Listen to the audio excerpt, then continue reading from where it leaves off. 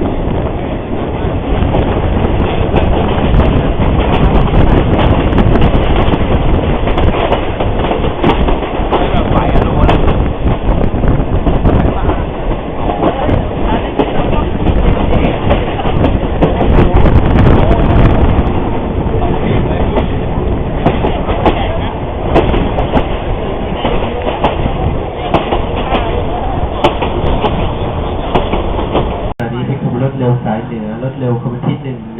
111รับส่งท่านผู้โดยสารจากสถานีกรุงเทพปลายทางสถานีเป็นใจครับผู้โดยสารที่มีตั๋วใช้ในการโดยสารแล้วจะนำรถท่าเป็นจะ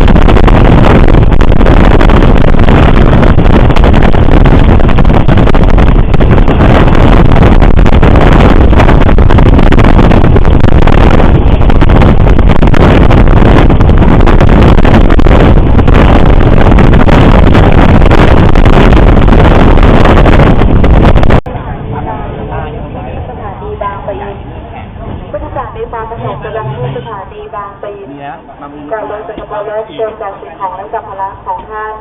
นำลงจากขบวนรถให้ถูกต้องและครบถ้วนจอดเทียบในชานชาลาที่1เป็นขบวนรถเร็วถามว่าถ้าลักษณะการโมดิฟายใต้นี้ยัดระบบอากาศได้ต้องมีเกียร์แต่วันด้านี่ไม่ได้วันด้าไม่ยัดเท่าไหร่ได้เดินทางเลย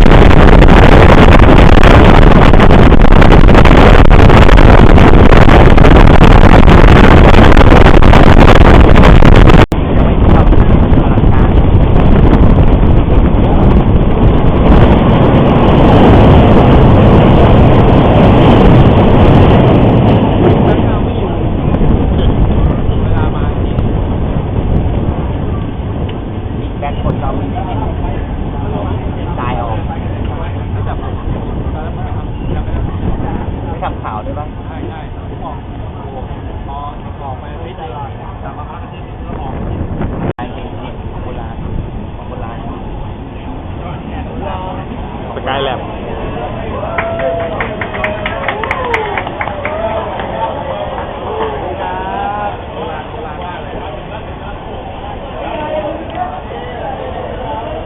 ฮัลโหล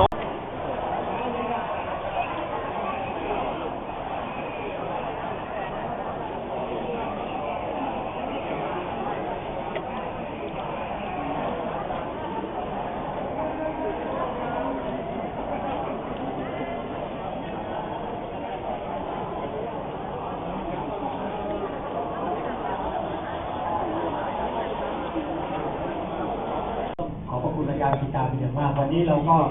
ถือว่ามาเยี่ยมคารวะท่านและมาขอบพระคุณท่านที่ท่านกรุณาให้เรา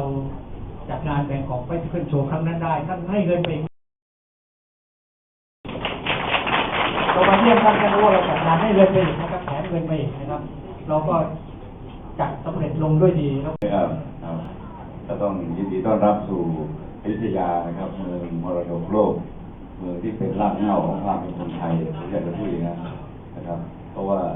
อยุธยาเนี่ยเป็นเมืองหลวงของประเทศไทยเราเนี่ยเรื่องสยามประเทศเนี่ยถึง 417 ปี สิ่งที่สั่งสมแบบไม่ว่าจะเป็นวิถีชีวิตขนบธรรมเนียมประเพณีเนี่ย ก็อยู่ด้านโน้นเพิ่งเลิกตอนนี้นะคะตอนนั้นเองก็เพิ่งออกจากโรงพยาบาลป่วยเพิ่ง2 อาทิตย์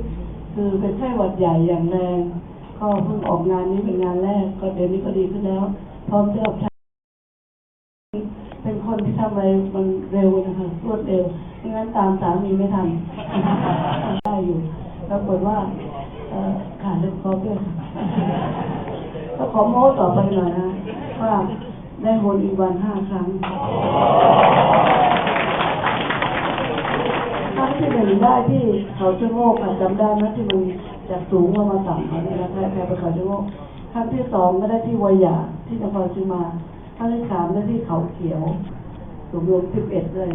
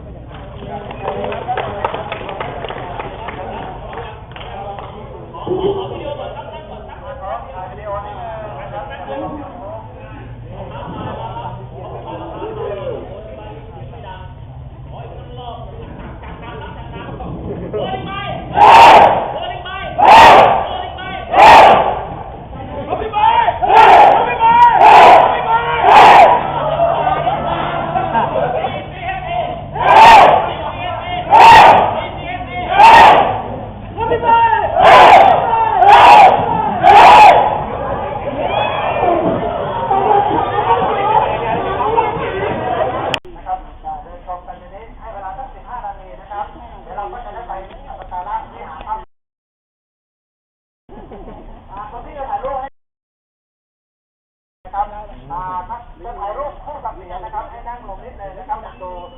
ไม่น่ามองนะครับเพราะว่าเราสูงกับสินค้านะครับ